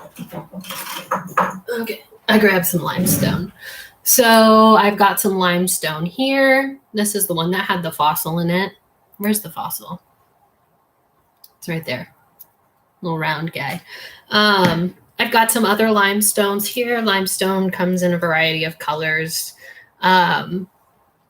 This stuff dissolves when you put hydrochloric acid on it, or dissolves in the presence of the carbonic acid. Oh, that rock's about to break. Happens. Thank you, Alicia. So sample 24, if you have your kits on you, that is the stuff that will dissolve. Limestone is not a great thing to have your countertops made out of, because it's going to dissolve with acids, and most water will eventually dissolve it given enough time. Or marble. Marble is the metamorphic it's the metamorphosed limestone. But we really see these problems specifically, not as much in marble substrates. We really see it very problematic in limestone substrates. So it dissolves limestone. Third kind of sub-bullet point under most groundwater contains carbonic acid. Third bullet point, it forms caverns, sinkholes, and karst landscapes. I don't remember if I blanked those out for you guys or not, but those are the bullet points that you can fill in there. And that's what we're looking at in the bottom two pictures there. Is we're looking at a cave on the left, and on the right, we're looking at sinkholes, which are one of the features that we call the general umbrella term of karst landscape. Caves are also a part of karst landscape. It's just underground. Oops, moved aside. how many blanks did I leave for you guys on here? I didn't. Oh, the next one. Karst topography results from groundwater dissolution. So that's just the ground. What is from groundwater dissolution means? That means the groundwater dissolving the stuff. It's a fancy word for that. So these are common in states like Kentucky, Tennessee, Alabama, Indiana, and Florida. A lot of the ground out there is made out of limestone and stuff that readily dissolves with dissolved CO2 in the water, which is very common. So looking at slide 53, we see the development of karst topography. Those block diagrams are showing the same plot of land over time. That land is, all the ground in the block there is made out of limestone. So initially, the limestone is like, you know, hey, I am nice and pretty solid, you know. And then over time, as water flows through it, it's going to start eating away at it, and it'll start developing pockets. And that's kind of what you're seeing in the middle slide there. You're seeing some larger pockets that have developed underground. You're also seeing that the river, which also has carbonic acid in it, very normal, is eating down quite readily at the limestone as it flows over it. And the water flowing on the surface is going to be flowing a lot faster than the stuff underground. And so I assume that's why it's eaten down quite a bit. And then looking at that third block diagram there, we see that with even more time, we've started developing caves and caverns. The water table is lower in this particular block diagram, and that has left some pockets up above, some caverns up above that previously were filled with water, no longer filled with water because the water table has lowered. The zone of saturation is now lower. There may have been uplift in there. I don't think we talked about uplift. Don't worry about it. And so, but there are still some like spots below, some caverns below that are filled with water because they're below the water table. They're in that zone of saturation. Let's go ahead and look at slide 54. 3 more slides, guys. We're almost done here.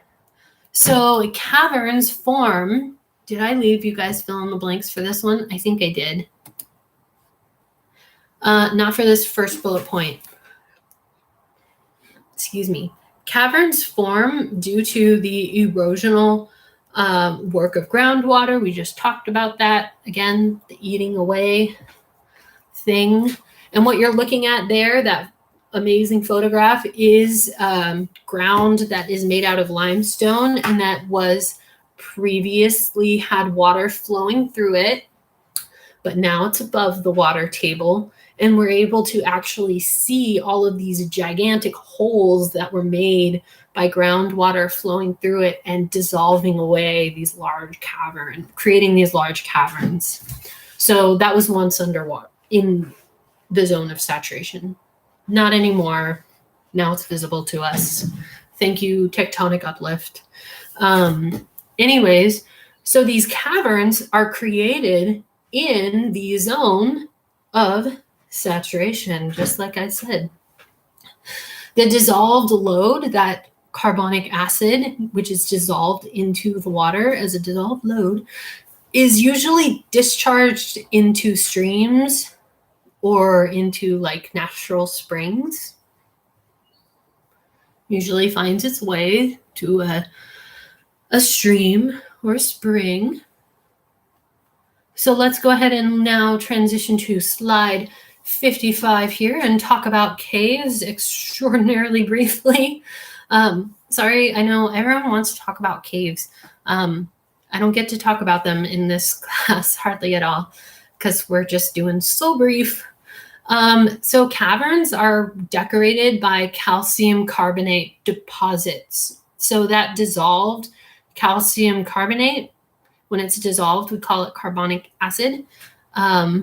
it will precipitate out of the water and form and become solid, right? And then we call it a calcium carbonate deposit. This is most notably seen in caves as stalactites and stalagmites. Stalactites are the spikes that hang from the ceiling, and stalagmites are those spikes that come up off the floor in a cave. So stalactites and stalagmites. So stalactites hang from the ceiling, stalagmites develop upward from the floor.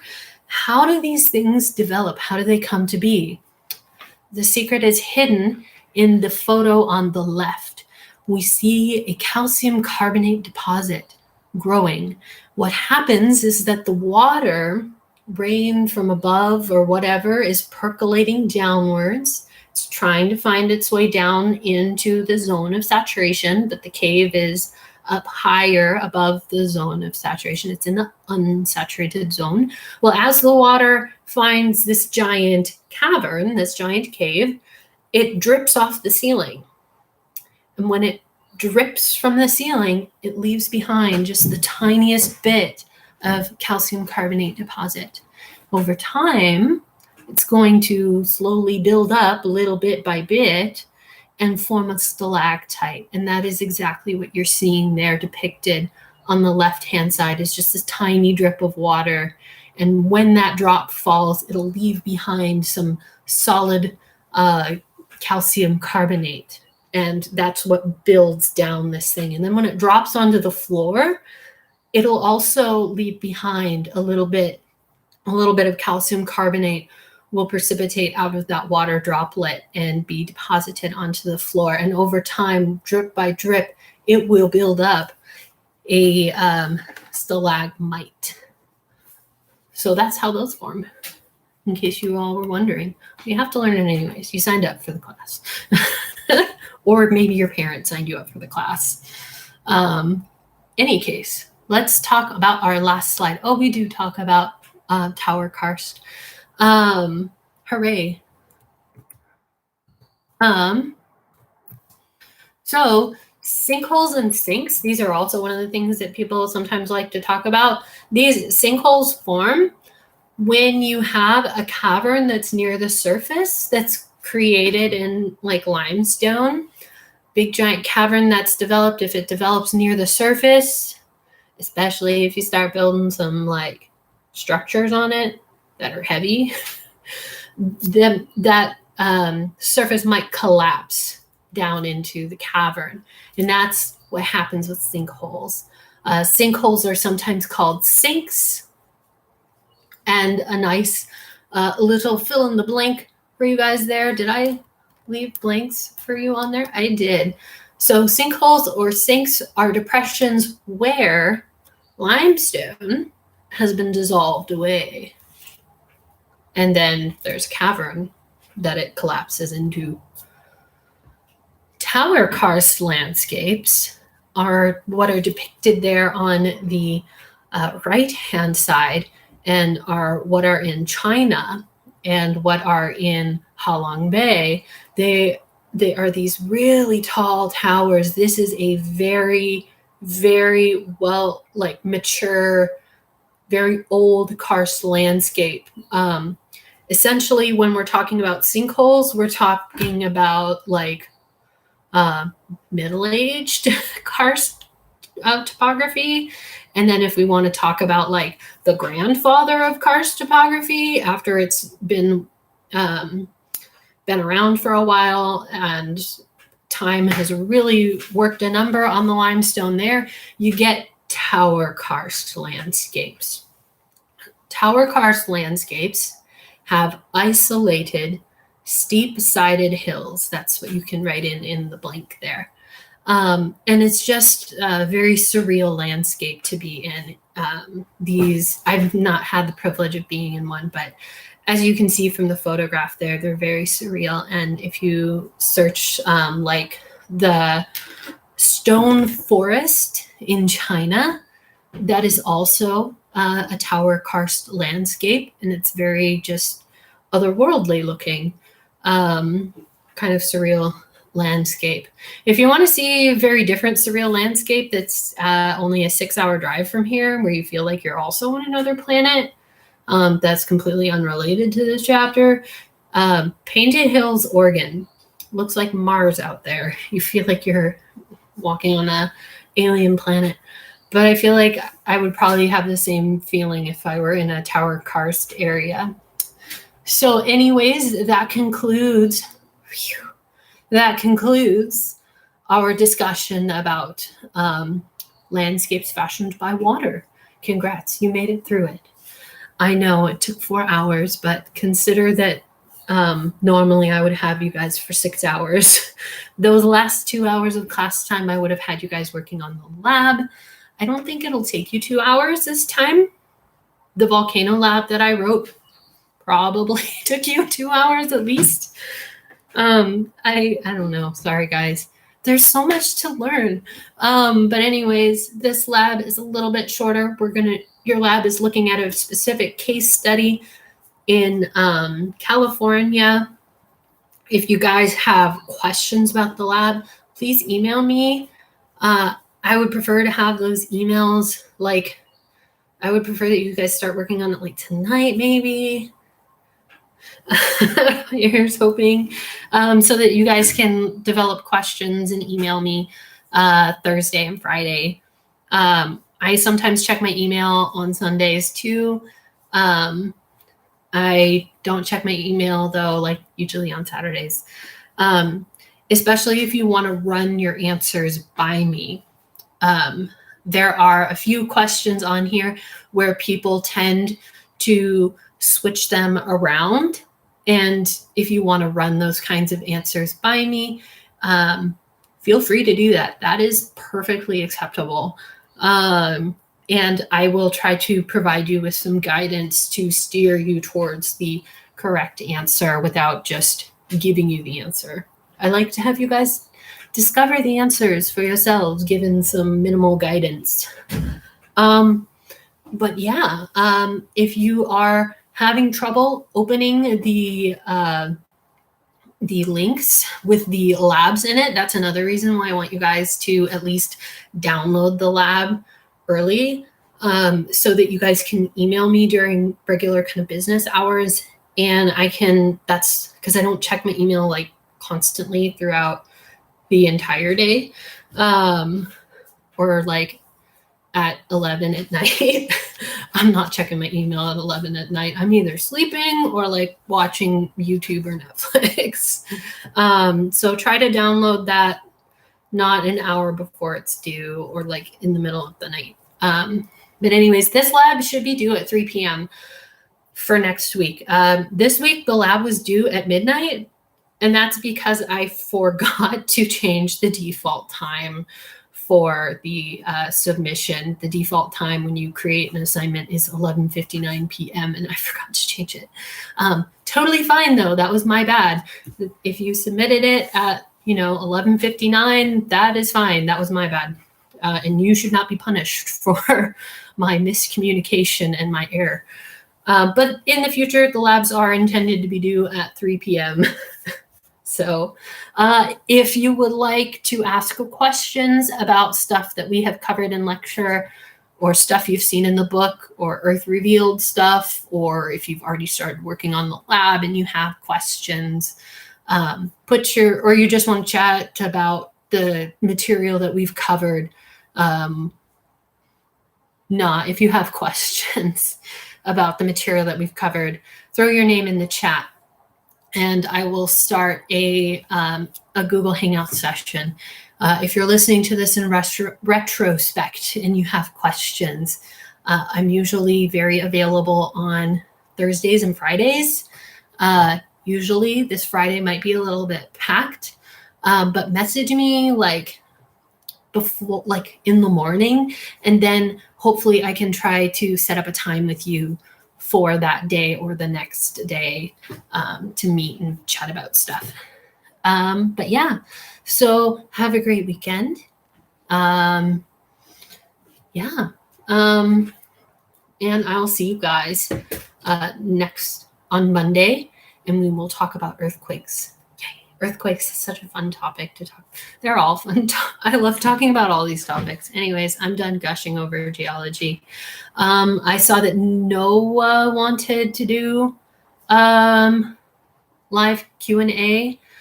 I'll leave this up for another 60 seconds or so to see if anyone else throws their name up in the chat for wanting to join the meeting. And in about 60 seconds, if I don't see any new comments, I will end the live stream. Let's see. Have a good weekend, Alicia and Genesis, and anyone else who's watching. Cheerio.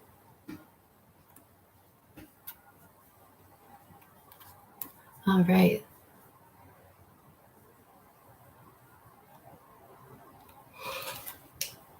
Oh, excuse me. Sorry. Like I said, didn't sleep a whole lot last night.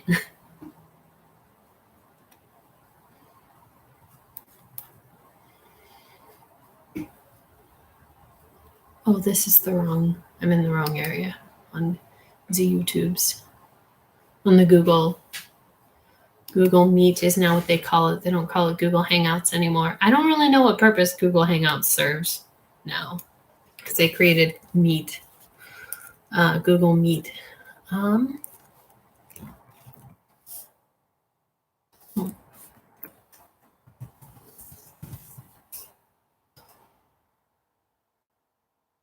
right, I don't see any new comments in the chat, so I will end the live stream.